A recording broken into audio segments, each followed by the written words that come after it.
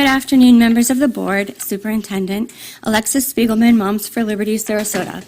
In August of 2021, under the leadership of the former superintendent, a 5-year strategic plan began being implemented in our district. This plan, as stated by our since-fired superintendent on page 3 of the document, serves as a blueprint for how the district will operate over the next several years. His message goes on to say, the plan is intentionally not set in stone to allow to refine your efforts along the way and garner the best long-term results.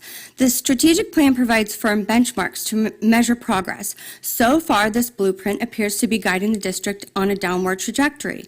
While subcontracting a third party to provide insight could be beneficial, we believe it should serve only to supplement your own findings. We do not believe our board should wait until August, just before the start of a new school year, to begin the work of addressing the district's failing strategies. With all your years of experience, we are confident that you are the best candidates to do the research necessary to determine what is and is not working in the district. That is why we elected you. Our current strategic plan states that it requires an investment of thousands of conversations, many hours of meetings, survey results, data crunching, and so much more.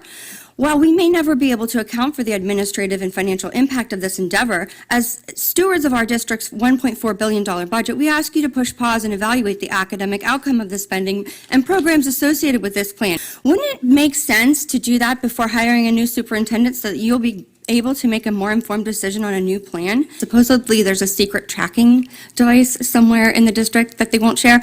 But what I want you to see before we do that is just that there is more information that lives in what we call the PIM, which is the Planning, Implementation, and Monitoring Tool. And in this PIM, you'll see that we've articulated what our trajectory is, year-over-year targets that will be aligned to, of course, the evaluation that you conduct with Dr. Aspen. Additional progress monitoring data that will be captured at the strategy level, activities that you see, and for each of those activities, what is our timeline? So each of the strategy leads will be required to update, are we on track, off track, have we completed these milestones as we intended when we built the plan? There's also a portion of detail for each of the strategies where we articulate the key stakeholders and all of their roles, as well as the resources required in terms of people, money, technology, and then any other resources. So that document I just shared with you is really what's going to make the difference in terms of holding ourselves to account for implementation of this plan. Are there any questions about the process or what I just shared? Karen?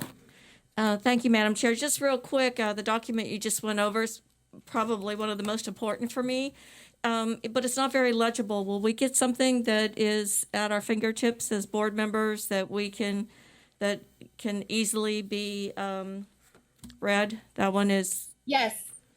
So like I said, that document is intentionally not part of this public version because, like you said, it's a lot. It's too much, frankly, for sort of the public to digest. But for you all as board members, we will create a version or find a way to create a more visible version of the pieces that are most critical for you.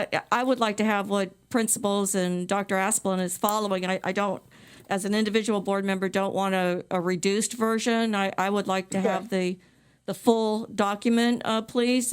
Please demand transparency into the process instead of allowing those creating it to give you only cliff notes this time.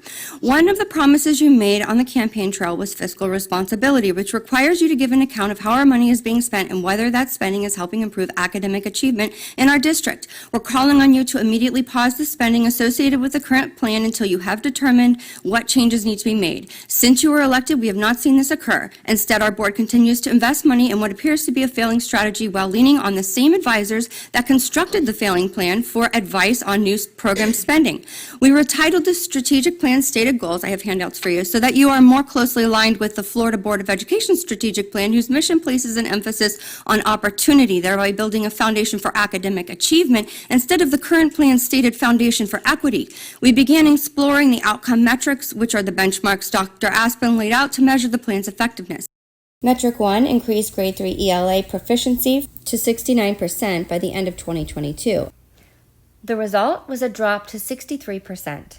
Overall, Sarasota County students' ELA proficiency scores fell nearly a point from 63.6% to 62.7% by the end of 2022, while across the state, ELA student achievement rose from 52.8% to 53.1% during the same period. While the proficiency rate for the lowest quartile of students rose 1 point, the overall ELA proficiency rate for students declined by 2 points. Closing the achievement gap by lowering the achievement for the top achieving students is a perfect example of how building on a foundation for equity instead of a foundation of opportunity negatively impacts academic achievement for the district as a whole. As you can see by the results, when you build a house on a faulty foundation, it begins to crumble. Our district must move away from the failing diversity, equity, and inclusion policies of the past several years and refocus on academic achievement. Thank you. Carol Lerner.